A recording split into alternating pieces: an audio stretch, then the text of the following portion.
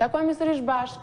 Jemi në këndin e bisedës, ama do të ndaj me ju një informacion të rëndësishëm për një proces i cili ka kohë që ka nisur dhe po flitet mjaft për digitalizimin e medias audiovizive. Informacionin që do të merrni është sigurisht për të plotësuar atë informacion që ju duhet për të kuptuar se çfarë është ky proces, pse e duam këtë proces, pse po ndodh dhe në çfarë faze është dhe çfarë përfitojmë në farë mënyrë ne shqiptarët, por edhe vetë hapësira mediatike për cilën po ndodh. Jam me Erald Kaprin, që është antari i Këshillit të Ankesave në AMA. Përshëndetje Erald, mirë se vjen në Vila.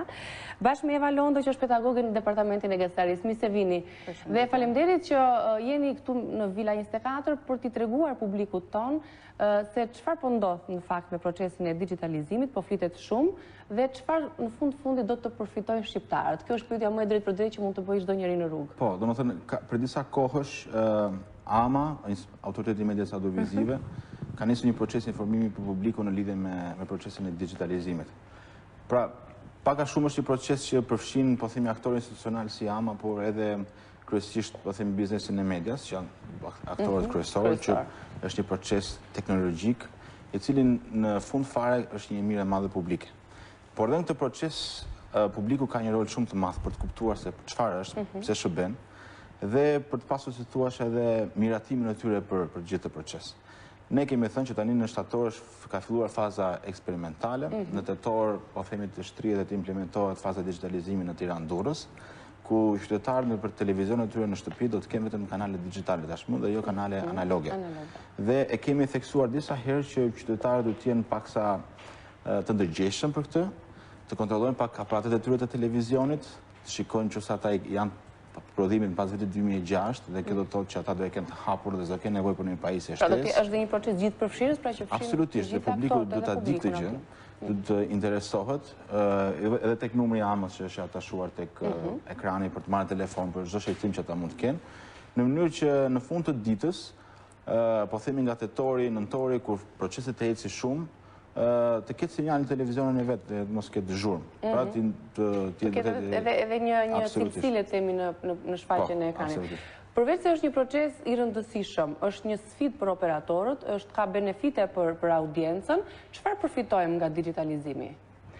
Tjetër nga këto që përmendi Eraldi. Unë do flas në aspektin e publikut, që është një element shumë i rëndësishëm, që ne të kuptojmë që gjërat ndodhin vërtet, po është mirë për median, për operatorët televiziv, po është mirë edhe për publikun. Ne kemi më shumë informacion përmjet digitalizimit, të cilin tani do kemi mundësi që ta zgjedhim çfarë do shohim, kur do ta shohim, të zgjidhim atë informacion që lidhet me interesat tonë, me moshën tonë, me komunitetin ku bëjmë pjesë. Pra është informacioni që tashmë ne do marrim, do të jetë më në përputhje me interesat e vetë njerëzve. Por cila është më kryesore?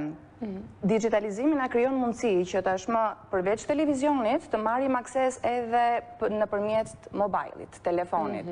Dhe këtë gjë e bën digitalizimi. Pra nuk është më një opsion, pra kemi ose analogun ose digitalin. Është një zgjedhje. Është një zgjedhje që është e domosdoshme, sepse na ofron më shumë mundësi ne si publik, dhe është e rëndësishme sepse edhe bëhemi më afër vendeve perëndimore që tashmë funksionon procesi i digitalizimit dhe ne ndihemi më perëndimor në këto kushte. Kështu që është i domosdoshëm, është njësoj sikur kemi internetin, njësoj sikur kemi mobilin.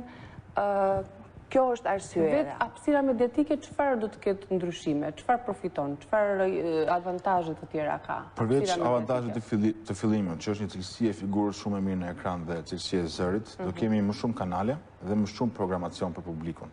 Dhe kanale do jenë në formë tematike. Vetëm televizioni publik të VSH-ja do ketë 12 kanale. Pra do ketë kanale dedikuar për të rinjt, për sportin, për artin dhe muzikën, për politikën, një ekran vetëm për punimin në parlament. Njëkohësisht edhe tendencat tek mediat private do të njëjta gjë, pra do shtohen kanale dhe kanale tematike.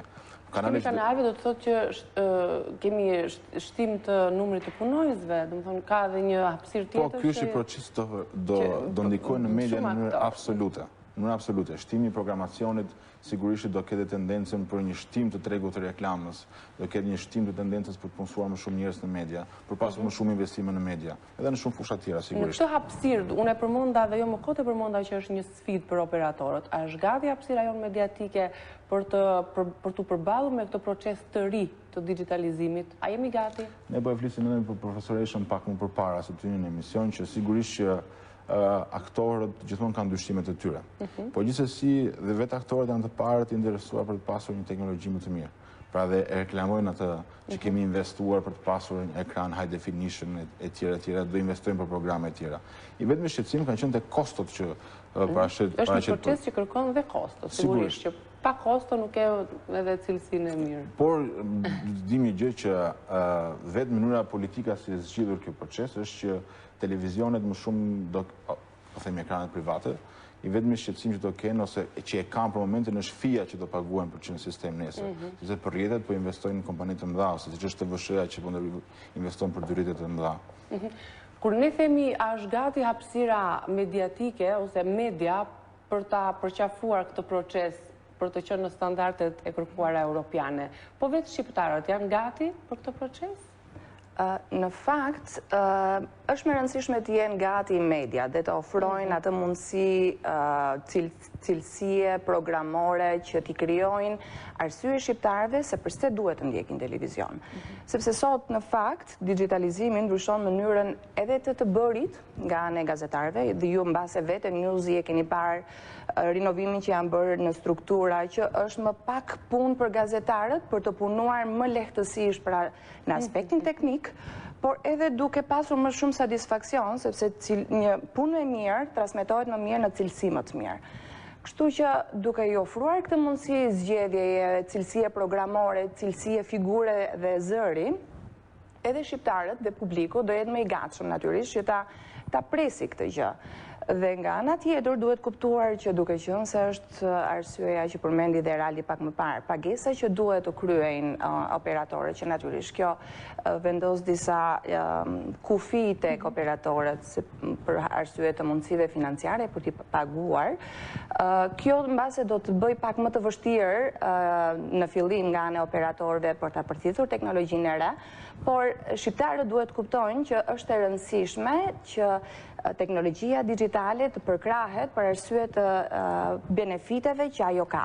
Që pavarësisht kostove që mund të ketë, që ndonjëherë rezistenca e publikut ka ardhur dhe nga sondazhi që ne kemi bërë, se po e fus pak edhe një pjesë të informacione që ne kemi bërë në departament në bashkëpunim me AMën, që rezistenca për të blerë aparaturat e reja nga ana e publikut, që ky është një problem, po të ndodhi ajo që duhet të ndodhi, kur duhet të digitalizohet i gjithë sistemi mediatik, pra switch offi, ndërprerja, blokada informative, atëherë do duhet të kuptojnë që pavarësisht kostove fillestare të momentit, është më rëndësishme të kesh informacion se sa të jesh në terr informativ, dhe është më rëndësishme ta kesh këtë informacion në cilësinë më të mirë, se sa pastaj të kesh miza në ekran të cilat nuk më... Një dritar e re në fakt, dhe ndoshta kur të përfundoj ky proces do arrit të kuptohet tërësisht dhe plotësisht se si ka qenë ndryshimi me transmetimin analog në kalimin pastaj në digital, apo jo do ta bëj vetë publiku, vetë shikuesi, audienca,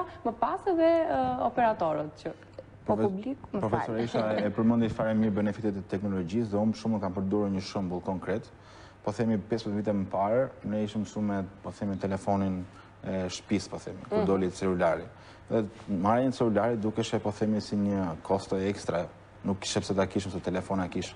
Sot nuk e përdorim telefonin fikse, por celulari është pjesë e jetesës. Jo funksional. Dhe sot digitalizimi është një proces që s'mund të thuash dot jo. Ka këtë koston e fillimit, po benefitet që do jenë nesër do jenë të shumta. Faleminderit që ishit të dy në studio, të kemi raste të tjera të flasim të informojmë publikun, një mundësi tjetër për të ballafaquar me pyetjet çfarë ju vjen në mendje për këtë proces, në të rëndësishme, se çfarë përfitoni, çfarë problemesh do të vinë, ose sa duhet të paguani, gjithçka pyetje që vinë më se janë të shumta, besoj operatorët tuaj i dinë më mirë tek AMA. Keni numrin në cep të ekranit, mund dërgoni dhe në email mesazhe të tilla informuese ka kudo.